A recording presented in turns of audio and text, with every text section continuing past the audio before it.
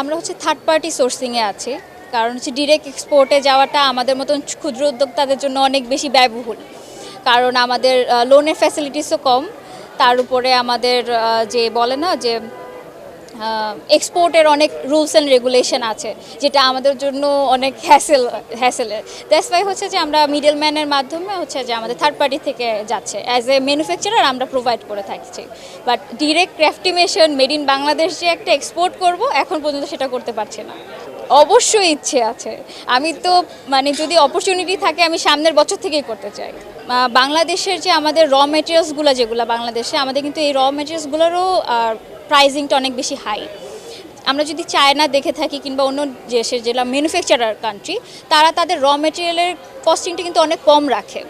এর জন্য দেখা গেছে যে আমাদের প্রোডাক্টের কস্টিংটা অনেক কম আসে, কিন্তু বাংলাদেশে আসলে অনেক বেশি এক্সপেন্সিভ সব র মেটেরিয়ালস। আমি যেহেতু সব বাংলাদেশ ভিত্তিক প্রোডাক্ট নিয়ে কাজ করি, দেশি প্রোডাক্টগুলোই আমি একসাথে করে দেন কাজ করছি। সো দেখা গেছে যে আমার এক এক জায়গা থেকে বাংলাদেশের ভেতরের এক এক গণ্ডি থেকে এক একটা জিনিস চিপে এনে তারপরে করতে হচ্ছে। সো দেখা গেছে আমার ট্রান্সপোর্টেশনের কস্ট বাড়তেছে। ঢাকামুখী যখন করতে যাই তখন দেখা গেল যে এখানে ট্রান্সপোর্টেশন কস্টটাই অনেক বেশি আমার কস্টিং হয়ে যাচ্ছে। দুর্নীতিটাকে একটু দমন করতে হবে, কারণ কস্টিংটা দুর্নীতির জন্যই বাড়া সত্যি বলতে। এছাড়া আসলে এই জিনিসের যখন দেখে ডিমান্ড চলতেছে, তখন সেকেন্ড বার কিংবা থার্ড বার যখন পারচেস করি, তারপরে হচ্ছে প্রাইস বেড়ে যায়। আপনারা জানবেন খোঁজ নিলে যে মেটাল শিটের প্রাইসটা কিন্তু অনেক হাই, মেটালেরই হাই অনেক, মানে যেমন মেটালের রড থেকে শুরু করে সব কিছুর প্রাইস অনেক হাই। সো আমরা অনেক চেষ্টা করেও আসলে খুব বেশি কম প্রাইস করতে পারি না, কারণ আমরা কোয়ালিটিটাকে কখনোই কম্প্রোমাইজ করি না প্রোডাক্টের।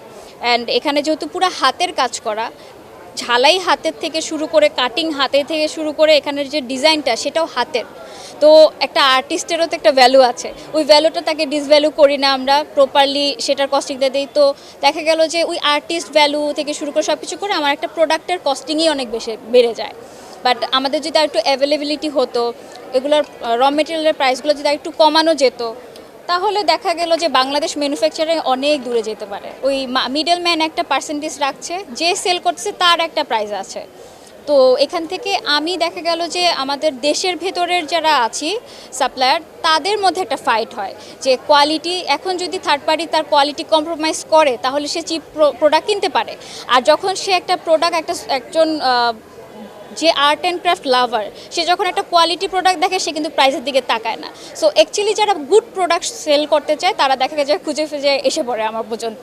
আমরা যে ধরনের প্রোডাক্টটা করি, এই ধরনের প্রোডাক্টটা হয়ে যাচ্ছে ওয়াও, মানে যারাই দেখছে এবং যারা আমাদের কোনো প্রোডাক্টের সম্পর্কে কোনো ধরনের কোনো কিউরি দিচ্ছে না। একটু হতে পারে তারা আমাদেরকে তাদের দেশের কালচার অনুযায়ী কী ধরনের ডিজাইনটা তারা তাদের দেশে পছন্দ করে, তারা শুধু আমাদেরকে একটু বাড়িয়ে দেয়। যেমন আমরা রং পছন্দ করি, ওনারা রং পছন্দ করেন না, একটু সিম্পলের মধ্যে নেন।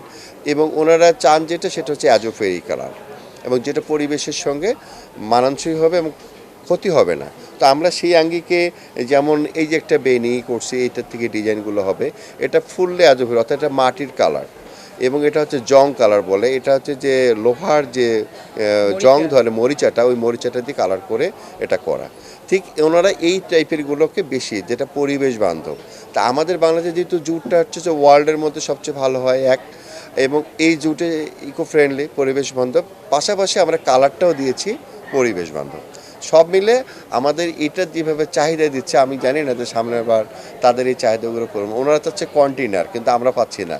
শুরু সেটা বড় কারণ হচ্ছে আমাদের বাংলাদেশে যারা উদ্যোক্তা আছে, তারা এখনও এই পাটের যে একটা ভবিষ্যৎ ভালো একটা আছে বা এখনও আছে, আমরা এই বাজারটাও জানি না, এবং যারা উদ্যোক্তা হতে চায় তারাও এটা এখনও জানতে পারছি না। যদি বলি আমাদের দেশীয় বাজার থেকে শুরু করে রপ্তানি বাজারে, যেটা অ্যাকচুয়ালি আমি গভর্নমেন্টকে ওইভাবে দোষারোপ করব না। আমরা যারা ছোট উদ্যোক্তা, তারাই তো আগামী দিনে বড় হচ্ছে। তা আমার কাছে মনে হচ্ছে যে এখন যারা আমাদের দেশে বড় আছে, তারা মনে হয় আমাদেরকে ছোটোর দিকে তাকানোর মতো সময় নেই, যার জন্য যে প্রবলেমটা হচ্ছে আমরা ছোট হয়ে উঠতে পারি না। যেমন আমার একটা ইকুইপমেন্টের দরকার, যে ইকুইপমেন্টের দাম 10 লাখ টাকা, বাট আমার পুঁজি তো আছে 2 লাখ টাকা। তো ওনারা দেখা গেল যে আমি যেটা 15 বছর রিসিভ করেছে, ওরা সেটা একদিনে সেই প্রযুক্তিটা বসিয়ে ওই মার্কেটটা তারাই নিয়ে নিচ্ছে। আর যে কিনা উদ্ভাবক, উনি কিন্তু আর বেঁচে থাকতে পারছে না।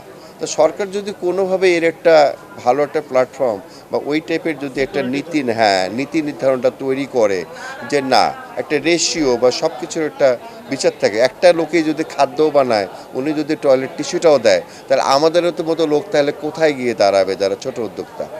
তো সেক্ষেত্রে যদি গভর্নমেন্ট যদি চিন্তা করে বিটা যেভাবে এখন গভর্নমেন্ট যেটা দিয়েছে, তা আমি অবশ্যই স্বাগত জানাই এবং ওনাদের রুট লেভেল থেকে নেওয়ার চিন্তাগুলো এটা খুবই ভালো।